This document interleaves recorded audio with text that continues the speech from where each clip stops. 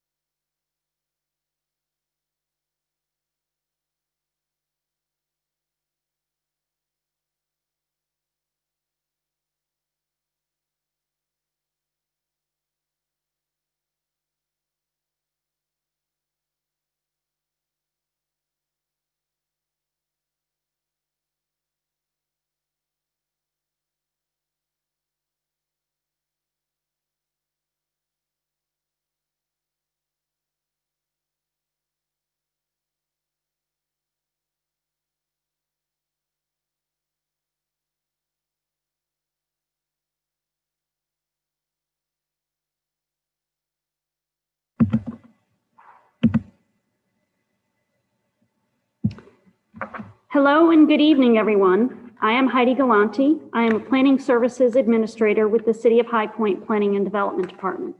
Thank you all for your interest in this project and for joining us this evening in this virtual world that we're all currently living in. Normally, getting out and meeting folks face to face is my favorite part of the planning process, but unfortunately, this is the best that we can do. So again, thank you for joining us and thank you for bearing with us as we are experiencing this Zoom with about 80 people. So this is a first for us and we're hoping that it will all go smoothly. This is a presentation of the Jamestown Bypass Land Use Assessment. It is focused on the impacts of the new bypass on surrounding land uses. I will give an approximate 15 to 20 minute presentation about the assessment, and then we will answer questions. This presentation will not include details or the status of the North Carolina Department of Transportation bypass construction project. Questions related to the construction project will need to be directed to the North Carolina DOT Division Engineer, and we will provide contact information at the end of this presentation. Greg Venable, Transportation Planning Administrator with the City of High Point Transportation Department, is also in attendance this evening, and he will answer questions as needed. We will address all questions at the end of the presentation, and we'll do our best to take questions pertaining to the assessment first, and then questions related to transportation. Due to the large number of participants in this meeting, we encourage you to enter your questions in the Q&A box at the bottom of your screen. If you would like to wait until after the presentation to ask your question live, you will need to use the raise your hand function, and we will call on you to ask your question. When you are called on, please state your name prior to asking your question. And in order to cut down on background noise, I would like to ask you to mute your microphone until we call on you. For some of you Zoom experts out there, you may have noticed that you have been switched from a panelist to an attendee. Don't worry about it. It will not change how you can participate in this meeting, but because of the large number, we've had to change how people participate. This presentation is going to be recorded and it will be placed on the project website along with this PowerPoint presentation. Are there any questions on the logistics of this meeting before we get started?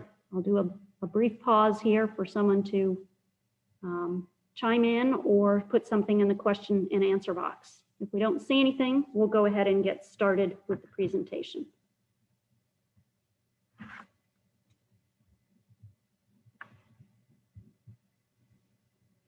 Okay, we're going to go ahead and get started.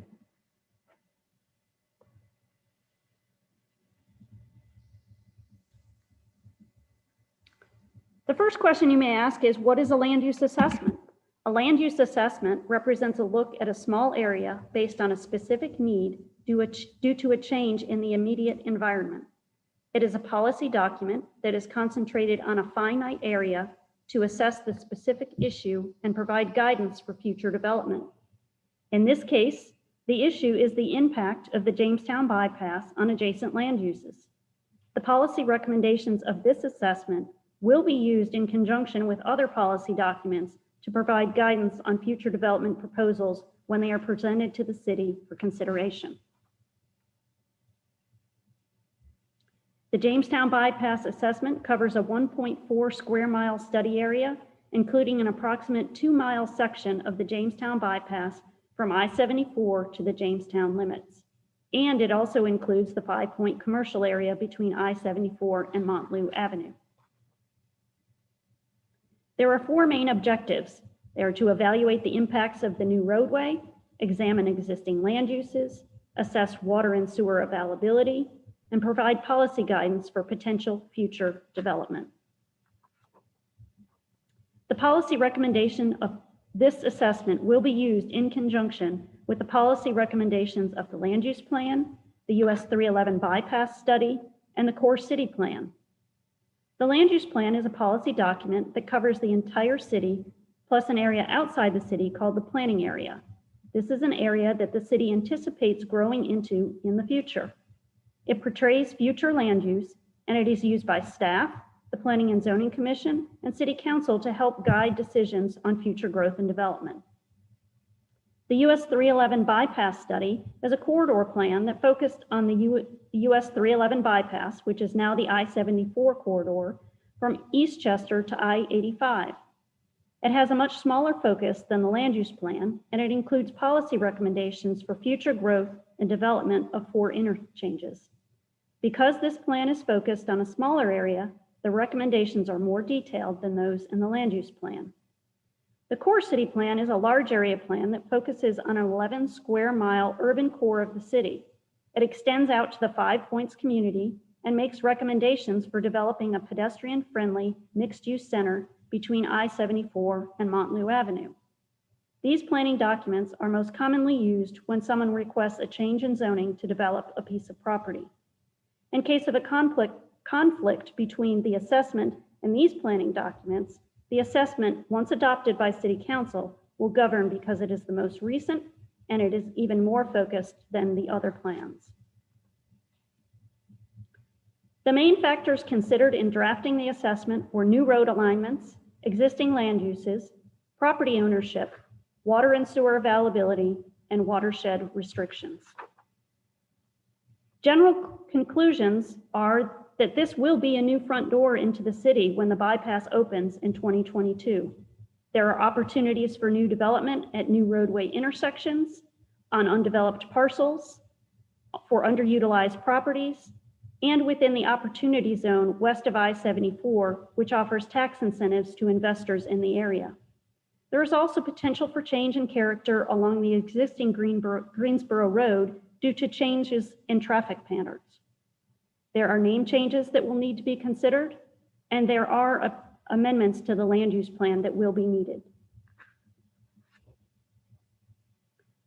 Due to the construction of the bypass, other changes in road alignments around this project, some road names will be impacted. The Jamestown bypass has already been named Jamestown Parkway for the open segment between Guilford College Road and Vickery Chapel Road within the Jamestown town limits. Therefore, it makes sense to continue with that name from Vickery Chapel Road to I-74. Greensboro Road east of I-74, shown as segment B on the map, is an 0.8 of a mile section between the bypass and the Penny Road Wren Farm Drive intersection. The name Greensboro Road currently ends at Penny Road, where it becomes West Main Street in Jamestown.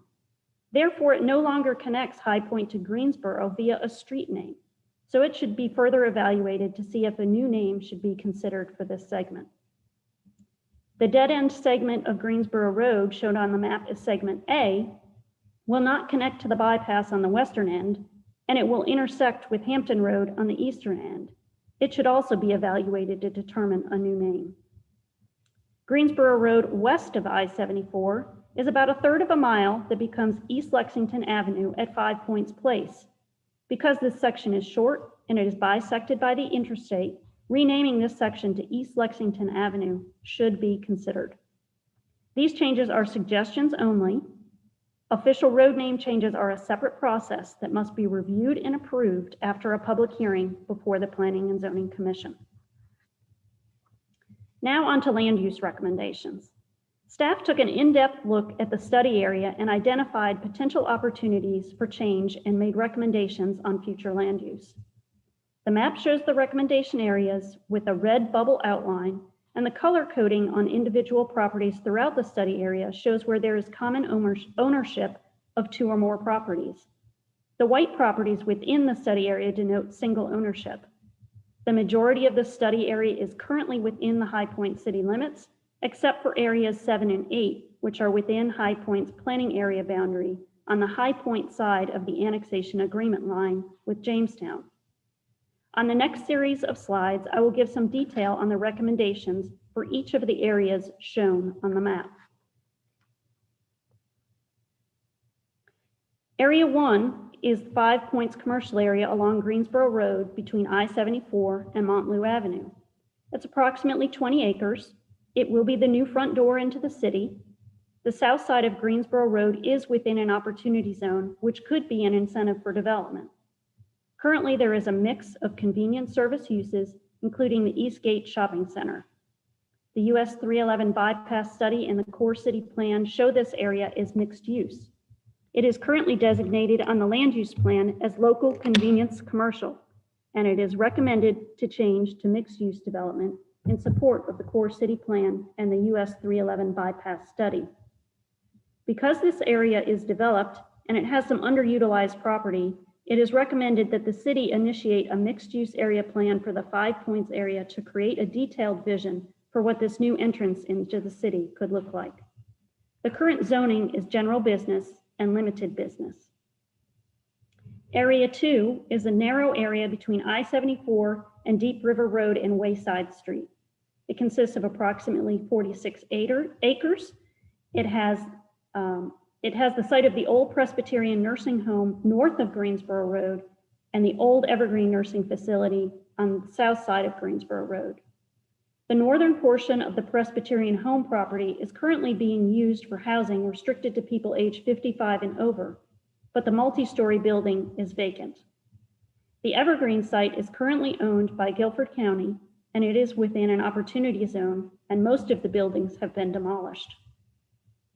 The Evergreen site has very limited road frontage on Greensboro Road, so the property on the corner of Greensboro Road and Wayside Street has been included to provide an opportunity for better access to the area. Area 2 could support higher density housing or commercial uses such as a hotel and/or restaurant. It is currently designated as mixed-use development, and that should be retained to support a possible mix of uses. This area could be incorporated into the area plan that is recommended for Area 1, or it could stand alone and act as a transition to the interstate.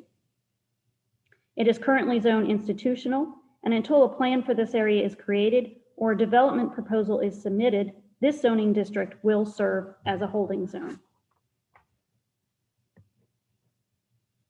Area 3 is located on the dead-end portion of Greensboro Road between Hampton Drive and Spencer Street. It consists of approximately 20 acres and is divided into areas 3A and 3B.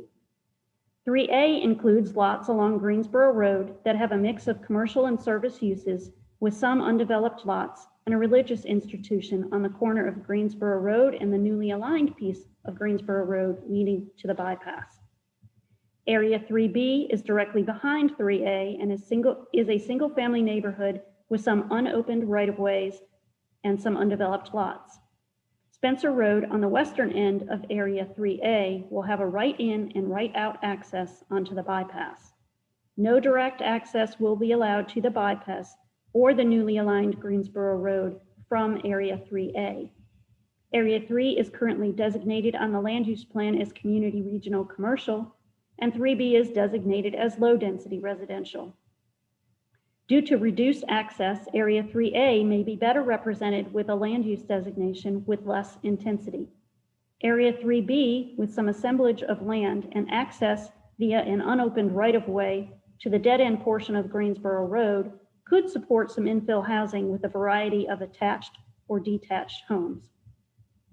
Because of these changes, the land use designation is recommended to change from community regional commercial to local convenience commercial for Area 3A, and from low density residential to medium density residential for Area 3B. The current zoning for 3A is general business, and Area 3B is zoned residential single family 5. While infill mixed residential is supported for Area 3B, it is recommended that it remain zoned R5 until new development is proposed that assembles the land and provides access to the dead-end portion of Greensboro Road. Conditional zoning may also be needed to ensure that land use policies are met and the existing neighborhood is protected.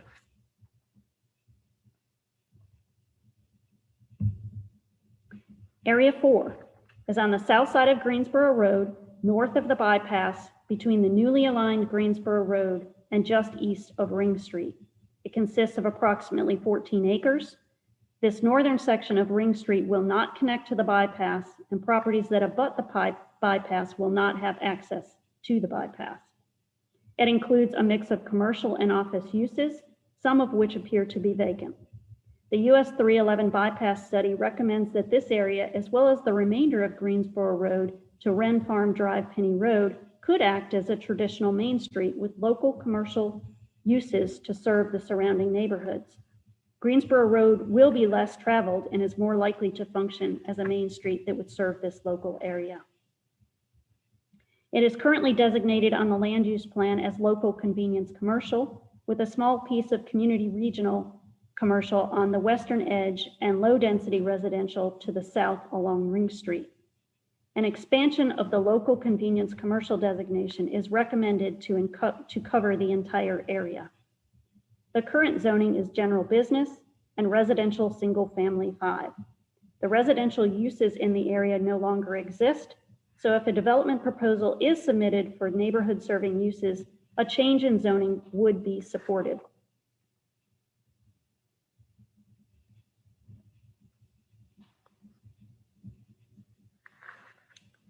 Area 5. Area 5 is on the south side of the bypass between Enterprise Drive and just east of Ring Street. It consists of approximately 35 acres. The traffic signal at Enterprise Drive will remain, and there will be a new signal at the T intersection where Greensboro Road is being realigned to intersect with the bypass. Also at this intersection, there will be an 80-foot wide access to the land on the south side of the T intersection, shown as Area 5. The Ring Street intersection with the bypass will have a median on the bypass, and so it will be a right in, right out only without a signal. There are some large undeveloped tracts in this area, but there is also a perennial stream that runs through the southern 2 parcels that will have an impact on future development. This could be an opportunity for the development of a shopping center with a cohesive mix of commercial uses, possibly a hotel and/or higher density housing.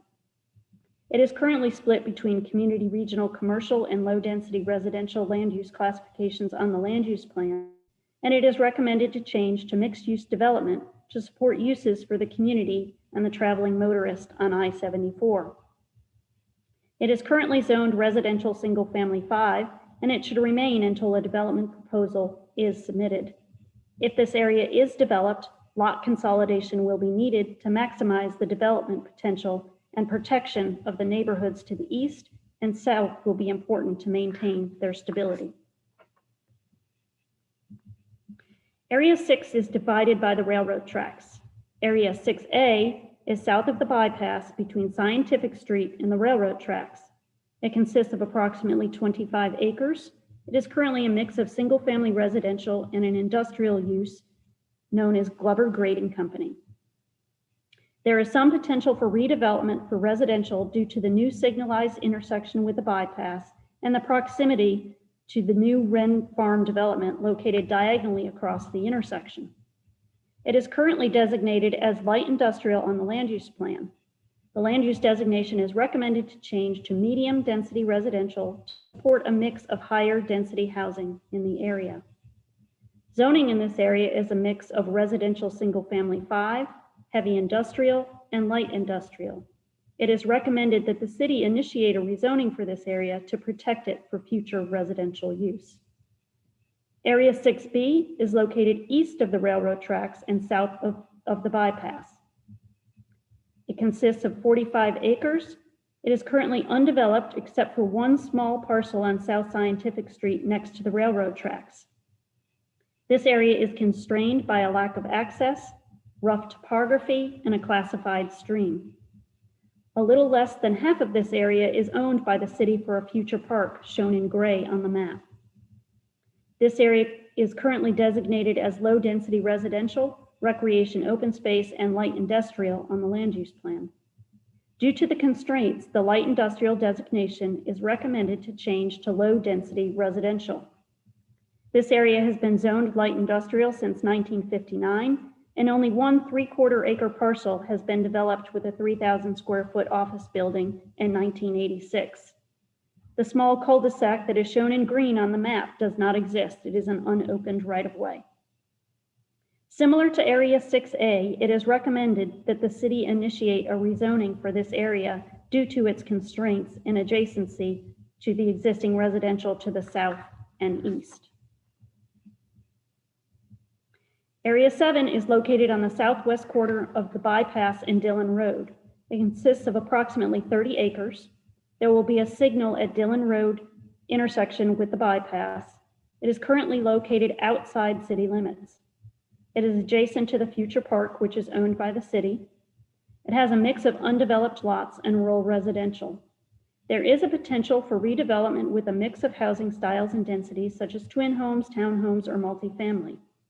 Public water and sewer will need to be extended, and therefore it will need to be annexed into the city. The land use designation is recommended to change from low-density residential to medium-density residential. It is currently zoned residential single-family 3 within the city's extraterritorial zoning jurisdiction. A change in zoning should be developer-driven to ensure that land use policies are met and the adjacent neighborhoods are protected at the time of development.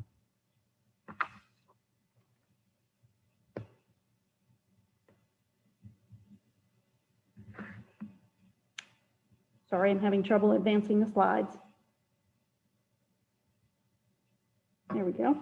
Nope. There we go. Area 8 is on the southeast corner of the bypass in Dillon Road. It consists of approximately 82 acres. It is located outside city limits. About 1/3 of the area is within the Oakdale Reservoir General Watershed, and 2/3 are within the Oakdale Reservoir Critical Tier 3.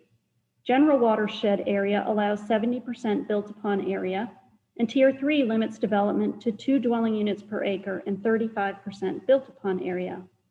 There is also a perennial stream in the area that runs north-south to the east of Dillon Road that may impact future development.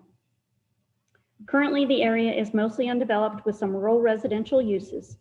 The area may have potential for some increased residential development. Public water and sewer will need to be extended, and therefore it will need to be annexed into the city. It could support a mix of residential uses, especially along Dillon Road near the bypass. It is recommended to change from low-density residential to medium-density residential. Due to watershed restrictions and the impact of the stream, land assembly will be needed to achieve higher densities. It currently has Guilford County zoning of agricultural and residential single-family 40, which limits development to 1 dwelling unit per acre. A change in zoning should be developer-driven to ensure that land use policies are met and the adjacent neighborhoods are protected at the time of development. This map summarizes the land use plan amendments that have previously been mentioned. It combines areas of like change, and on the map it shows the total acreage of change from one land use classification to another. I will generally describe the changes starting from the left and moving to the right. West of I-74 includes a combination of Area 1 and a small portion of Area 2. There are approximately 19 acres recommended to change from local convenience commercial to mixed use development. East of I-74 includes a combination of Area 3A, a portion of Area 4, and adjacent remnants of community regional commercial. There are approximately 45 acres recommended to change from community regional commercial to local convenience commercial. Area 3B near Spencer Street has approximately 10 acres recommended to change from low density residential to medium density residential. The remainder of Area 4 north of the bypass along Ring Street has approximately 8 acres recommended to change from low density residential to local convenience commercial. Area 5 on the south side of the bypass east of Enterprise Drive has approximately 17 acres recommended to change from community regional commercial to mixed use development. And the area along the southern portion of Ring Street has approximately 20 acres recommended to change from low density residential to mixed use development. Area 6A between Scientific Street and the railroad tracks has approximately 38 acres recommended to change from light industrial to medium density residential. Area 6B east of the railroad tracks has approximately 26 acres recommended to change from light industrial to low density residential.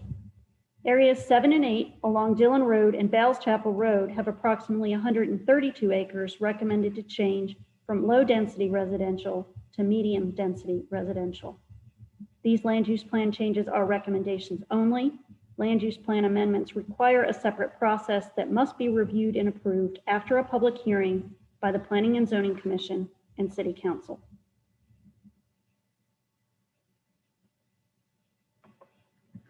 This map shows a summarization of the zoning changes that have also been previously mentioned. Area 6A, the zoning in this area is a mix of residential single family, heavy industrial, and light industrial.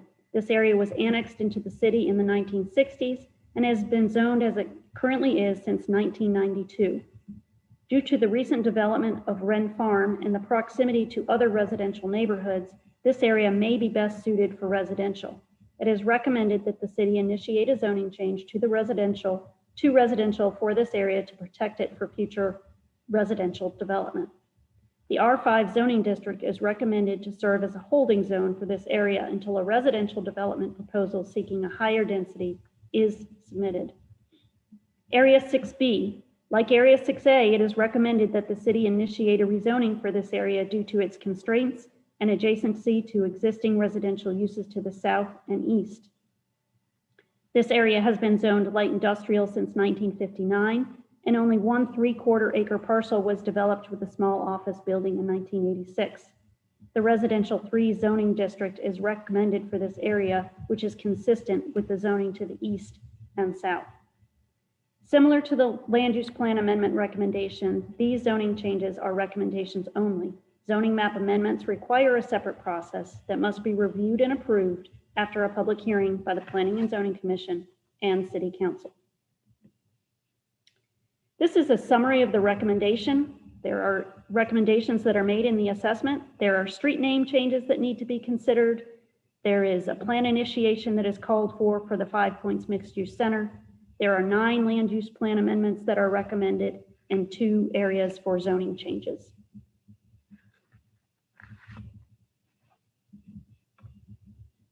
Next steps. Again, I'm not able to change. Sorry. We need to finalize this assessment based on the feedback that we received tonight. There is a fillable comment sheet on the website at this web address. The Planning and Zoning Commission needs to hold a public hearing and make a recommendation to the City Council, and that is tentatively scheduled for February. The City Council needs to hold a public hearing and consider adoption of the document, and that is tentatively scheduled for March. And then after the adoption of the assessment, the implementation of the recommendations that have been presented here will need to take place, and there are no dates set for them at this time. That now moves us into the contact information that was promised at the beginning of the presentation. You see my name there, Heidi Galante, the website, which has the, we'll have this PowerPoint presentation, we'll have a link to this presentation and the actual document and maps. There's my phone number, email address, and there is also the contact information for the NCDOT Division Engineer, Patty Eason, and her telephone number. We will now answer questions. Noelle, I'm going to turn it over to you to read questions from the question and answer box, and then we will take live questions. For live questions, please use the raise your hand function, and when Noelle calls on you, unmute your microphone and state your name for the record before asking your question. Noelle? Hi there. Our first question comes from Tammy Boggs. I am really concerned about the amount of water in the Deep River over the past 2 years. How will the new proposed developments help or hurt the existing problems? Again, these are recommendations. This is a policy document which changes land use plan. So it does not actually do development. When development is requested, that is when zoning will be reviewed, the correct zoning will have to be in place. If the zoning is approved, then the development will have to be approved by the city and taken through the technical review committee, at which time they look at all of the development regulations, including stormwater and runoff and density and where they put the roads and all of those things. So at that point is when all of those environmental issues and regulations will need to be satisfied and met before development would be approved. Our next question comes from April Cook. On page 10 of the land use, area 3B, it appears the land in question is behind the houses that exist on the road frontage of Spencer Street. Is that correct? Are the houses that exist on Spencer Street with the road frontage included in the 3B plan? The 3B area is the vacant area that is behind the houses that front on Spencer Street. So it is not the houses themselves. It is focused on the undeveloped parcels that have unopened rights of way that are within that area. And the idea is if that area is to be developed, we would look at them using that unopened right of way to connect to what is now Greensboro Road to gain access from what is currently Greensboro Road to get back into whatever would develop in that area. Our next question comes from Emily Batchelor. In zones 7 and 8, you said it would need to be developer driven. Would the rezoning and annexed into the city even without a developer plan when owners don't want to sell or develop? And that is perfectly fine. This does not force people to sell. This just, again, is looking at opportunities for future growth and development. So if the property owners were interested in such a development or wanted to sell, then that's when things would be developed. But this does not force people to sell their property or change the use of their property. The next question comes from Emily Batchelor again. Would we be annexed though? The city would not annex until such time as development and the need for water and sewer.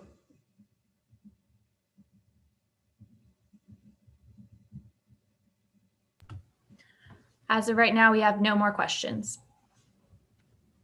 Okay, well, if there are live questions to be asked, please use the raise your hand function and Noelle will call on you and you can unmute your microphone, state your name, and ask your question.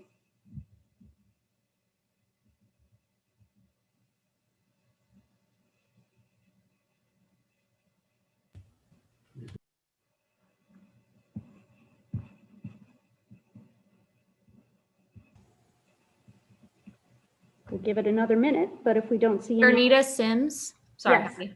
Bernita okay. Sims, you're good to talk. Hi, I'm Bernita Sims. I live at 825 Rosecrest Drive in High Point, and I am raising my hand to discuss the change from low-density residential to mixed-use development in Area 5. And the property on Rosecrest sort of abuts the property that you're recommending the change to, and I'm concerned about mixed use being that close to our residential area there, and the fact that how intrusive this could potentially be on the houses that are located on Rosecrest where you're recommending that change. Also, that area gets a lot of water runoff already, and once you go in and let's say with mixed use development, you bring in commercial development, it could be even more because of the fact that the erosion and everything else that will occur because of that. So there's some concern about that change from low density residential to mixed use. Can you explain how through perhaps zoning you can mitigate all of that if this goes through? Yes, for Area 5, again, that would be developer driven. So when somebody would come in, we would look at the protection of that neighborhood. And again, we would look at all the environmental regulations and stormwater runoff and all of those regulations when such time as somebody may want to develop that property. And conditional zoning would likely need to be used to ensure that those neighborhoods to the east and to the south are protected and have an appropriate buffer from any new development in that area. Thank you. Mm-hmm. Thank you. Next question comes from George Joseph Glenn.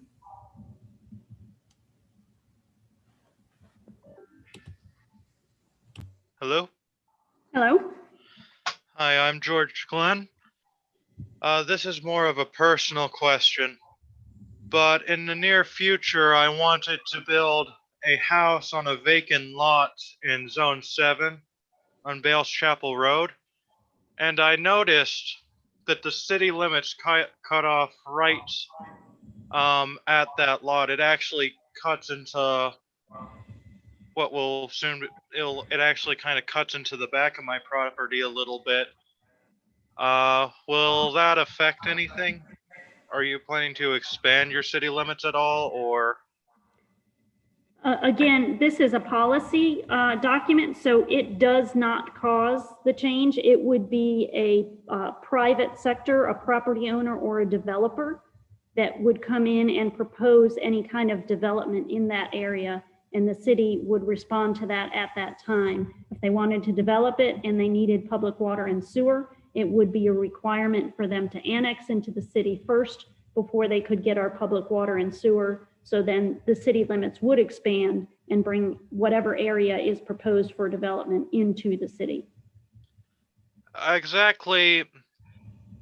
In your opinion, how likely would that be? I don't think that I can hazard a guess on that. Again, this is something that we are putting forward and seeing what the highest and best use could be in the future. And if those property owners are interested in it, or if a developer may be interested in it, they would approach the private property owners and then it would go from there. But I really cannot put a percentage on how likely or unlikely that is to happen. All right, thank you. You're welcome. Our next question comes from Karen Small. Can you talk? Yeah, are you there? Yes. Okay. We were told about 8 years ago, they approached us about wanting to annex and put us in J. We're in zone 8. For about rezoning. Then they told us it went before city council and they did not put us into their ETJ. So they told us if it came around again, it would be like if 60% of the residents did not want to go and be annexed, they would not do it. Is it 60% of folks or is it 60% of land ownership? Does it work like the electoral college is what I'm asking. I'm not familiar with what you're talking about. But again, if that area want to develop and get public water and sewer, they would be required for the development that wanted water and sewer to come into the city. The city, years ago, there is a law out there that does allow the city to annex what they call involuntary annex. But the city has not pursued that in a number of years, and the law has changed, and it's made it very difficult to do that type of annexation. So I don't see the city expanding in that manner. I see the city expanding only in a voluntary process where. Okay, would they be willing to take, would the city be willing to annex little by little as opposed to a big chunk? So if most of the landowners within our chunk, which is between Dillon and Harvey, Bales Chapel, and the city limits to Jamestown, the two largest landowners there are us and Marie Petite. Mhm. If we do not want to be annexed, and Marie's is going to the Land Conservancy, Correct. and ours is going to be extremely low density, probably going voluntary agricultural district.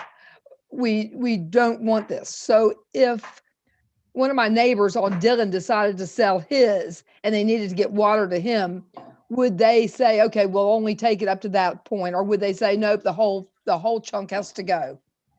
Well, in this case, that's where, when I made the recommendation for Area 8, I was saying that lot consolidation will be needed, and that in order to achieve the higher density, they're going to have to put a large chunk of land together to make that doable for the cost that it's going to take to extend water and sewer.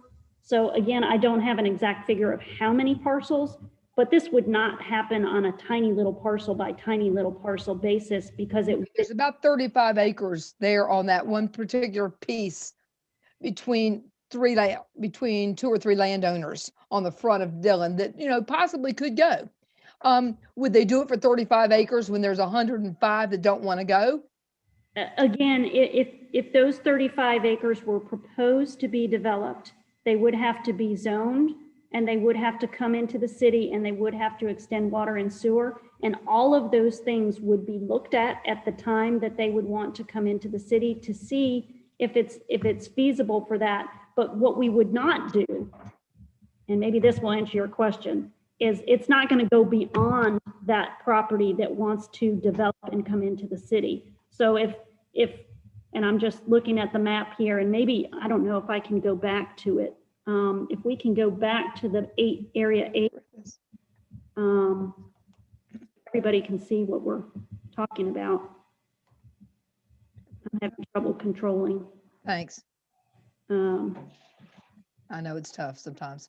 Yeah, this virtual world is not my favorite. All right, I'm getting there. There. So this is the area 8. So let's say that area shown in that green, which has a 52 on it. If Right. they all wanted to develop and it panned out where it made sense and they could fit what they wanted to fit and extend their water and sewer and annex into the city, it would not require that maroon area 29, which may be your property, I'm not. 29 is mine. Okay, it would not require you to become a part of the city. Right. It would only require the part that wants to develop and receive public water and sewer to Right. the city. I am a little concerned about that high density. I know you all call it medium, but in comparison to what we're living in right now, it's extremely high, if you understand what I'm saying. Mhm. We really don't want that right on our line, if at all possible. So I'm not sure what we do, where we go from here. Okay, well, again, I think all of these comments that you're giving me are good input and feedback, and we'll take that and think about that with all the other comments that we're getting and see if this area makes sense for medium density residential. Maybe it needs to shrink, maybe it needs to stay the same. That's why we hold these public hearings, to hear what folks. Right. We don't really have a problem with, Randy or Keith or anybody selling their property. We understand that this is, that's okay. That's okay. The problem is the amount of density that would be backed up against our line. That's a problem for us. Right. And if there were some increased density there along Dillon Road at the Jamestown bypass, you do have that stream that runs through, and that's gonna be a constraint to development, and maybe that's a border for where the development stops. So lots of things could happen. For That would give us a nice buffer. Okay. So that we is- have to look at those kinds of things. Thanks. You're welcome. Our next question comes from Gilbert Jacobs. It's a Q&A typed question. I own 9 properties on Ring Street. Specifically, this question relates to Area 4. What type of business would be permitted under local/convenience commercial? Please give examples. Okay, local convenience commercial is not a zoning district, it's a land use plan classification. And I'm gonna go back and I'm gonna read what the local convenience commercial definition says, which it includes moderate intensity convenience retail service uses generally serving local neighborhoods. So it could be a convenience store, it could be a bookstore, a dry cleaner, it could be a variety of different retail type uses. But the zoning is going to be what determines the types of uses that can go in there. And let me go to that was area 4, I believe. And area 4 is currently zoned. It's zoned general business, and then the back of it is the R5. And that's where I believe that we said that if a proposal would be submitted, we would support expanding that non-residential zoning for that area. So that does make sense to expand that area. I believe the houses in that area are gone. So an expansion of local convenience service commercial uses in that area would be supported. Our next question comes from Kathy Nessler. Could land be zoned commercial at 512 Scientific Street? I believe that would be in area 6. And if we could go back so everybody can see what we're talking about. And again, give me that address, Noelle. Scientific Street. 512 Scientific Street. Okay, I don't see the addresses, but if that is in that 6A area, that's where we're saying that medium density would be supported. And that is also where we are recommending that the city initiate a rezoning, because you have a mix of zoning of heavy industrial and light industrial and residential in that area. And what the city is suggesting that we do is we do a residential single family 5 there as a holding zone. And then when somebody might come in and do a proposal for an increased density of residential, then we would consider a change in zoning at that time to fit the medium density residential land use classification. Does that answer the question? Oh, that was a written question, wasn't it? It was. And we have no further questions on Q&A or hands raised at this time. Okay, well, maybe we'll give it a minute, see if anybody has any last minute burning questions. But if not, I appreciate everyone attending this evening.